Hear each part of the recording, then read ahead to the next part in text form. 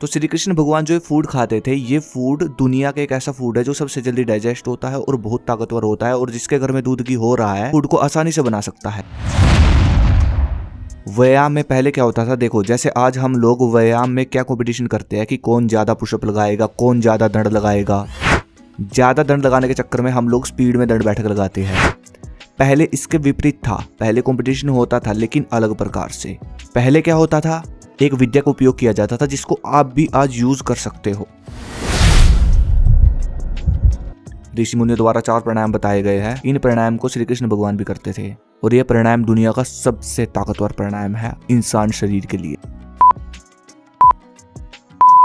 ओम नमस्ते जी। आज जो कुछ मैं आपको बताने जा रहा हूँ ये सुनकर आप आज से ही व्यायाम लगाना शुरू कर दोगे, अपने शरीर को समय देना शुरू कर दोगे। आपका इंटरेस्ट इतना जाग जाएगा फिटनेस को लेकर कि आप अलग अलग प्रकार की क्रियाएं, मुद्राएं, व्यायाम, आसन, प्राणायाम, इन सब चीजों को सीखने लगोगे और फिर आएगा इतना बड़ा चेंज आपकी फिटनेस में जिसको देखकर आप हैरान हो जाओगे। मतलब 3 महीने के बाद आप खुद फील करने लगोगे कि आप दूसरों से अलग हो, शारीरिक रूप से भी और मानसिक रूप से भी। ये वीडियो आपको इतना बदल देगी। आज हम बात करने वाले हैं श्री कृष्ण भगवान अपने शरीर और बुद्धि को शक्तिशाली बनाने के लिए युवा अवस्था में क्या क्या करते थे। कसरत, आसन और मुख्य डाइट जो उनकी थी वो। सबसे पहले बहुत बहुत धन्यवाद इस जड़ी को इतना प्यार देने के लिए। ये मैं खुद तैयार करता हूँ। आज ये जड़ी विदेशों में भी जाने लगी है। जो लड़के वीरनाश करते थे उनकी वजन की भरपाई करके टेस्टोस्टेरोन और स्टेमिना बढ़ाने में ये जड़ी कारगर सिद्ध हुई। इसका रात को दूध के साथ 1 चम्मच लेना होता है। आयुर्वेदिक हर्ब्स है। आयुर्वेद के फॉर्मूले में से इस जड़ी बूटी को निकालकर इस जड़ी को मैंने तैयार किया है। लिंक इन डिस्क्रिप्शन, वहां से आप इसको चेक कर सकते हो, ऑर्डर कर सकते हो।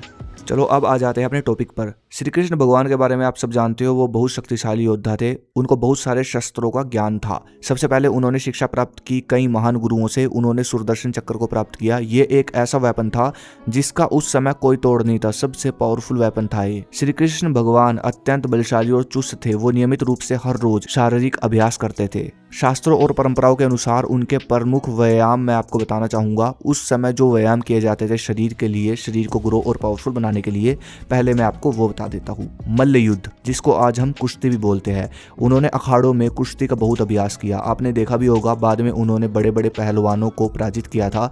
तो ये उनका अभ्यास था जो वो निरंतर किया करते थे। गदा चलाना, प्राचीन समय में गदा चलाना भी एक कसरत थी। देखो मैं आपको एक चीज बता देता हूँ, पहले इन सब चीजों से यूज क्यों किया जाता था बल बढ़ाने के लिए, समझो।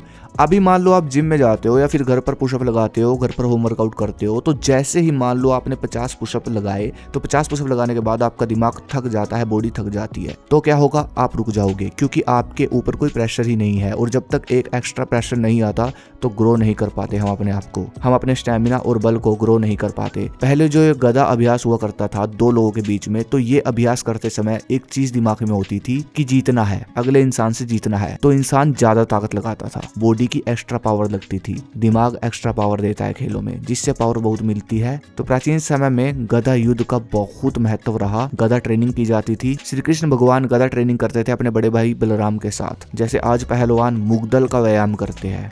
तो भाई साहब आप यहाँ पर क्या कर सकते हो, गदा का व्यायाम तो देखो आप नहीं कर सकते, लेकिन आप मुग्दल का व्यायाम जरूर कर सकते हो, जैसे पहलवान करते हैं लकड़ी के मुग्दल के साथ। इसके अलावा कहा जाता है कि श्री कृष्ण भगवान यमुना में तैरना, पेड़ों पर चढ़ना, दौड़ना, ये सब व्यायाम भी करते थे। श्री कृष्ण भगवान ब्रह्म मुहूर्त में उठते थे और प्राणायाम किया करते थे। प्राणायाम करने का भी एक स्टेमिना होता है। जिस इंसान का जितना अधिक स्टेमिना प्राणायाम में बनता है, उसका वजन जो होता है उसके शरीर को उतना अधिक ताकतवर बना देता है। उसके बाद शरीर और दिमाग ऑटोमेटिक पावरफुल बनता चला जाता है। वाइब्रेशन, ऑरा एकदम हाई हो जाता है। प्राणायाम इस दुनिया की सबसे पावरफुल क्रिया है हमारी बॉडी के लिए। ऋषि मुनियों द्वारा 4 प्राणायाम सबसे मुख्य और शक्तिशाली बताए गए हैं, जिन पे मैंने कई वीडियो बना रखी है। फिर भी मैं आपको 2 प्राणायाम बताना चाहूंगा क्योंकि ये बेसिक है, बस आप यही करना, इन पर आप जरूर काम करना। पहला है अभ्यंतर प्राणायाम, दूसरा है बाह्यम प्राणायाम। शुरुआत में कम करना, धीरे धीरे आप समय बढ़ाते चले जाना। ये पॉइंट जरूर याद रखो, प्राणायाम का समय आपको जरूर बढ़ाना है। हर रोज 2 सेकंड 4 सेकंड जरूर बढ़ाना है। और प्राणायाम वही व्यक्ति कर सकता है जो मस्टरबेट नहीं करता, फास्ट फूड नहीं खाता, नॉनवेज नहीं खाता, सात्विक भोजन करता है, अच्छा लाइफस्टाइल फॉलो करता है, जल्दी उठता है, जल्दी सोता है। तो जब आप प्राणायाम का स्टेमिना अच्छा बना लोगे, फिर एक समय ऐसा आएगा जब आप 2 मिनट श्वास रोकने का अभ्यास कर लो। दोगे, तब आप रिजल्ट देखना। आपके प्राण इतने शक्तिशाली हो जाएंगे कि आप सोच भी नहीं सकते। बॉडी में प्राणों के शक्तिशाली होने से क्या होता है? सबसे पहले आपका डाइजेशन मजबूत बनता है, अर्थात आप जो भी खाओगे वो पूरा पचेगा।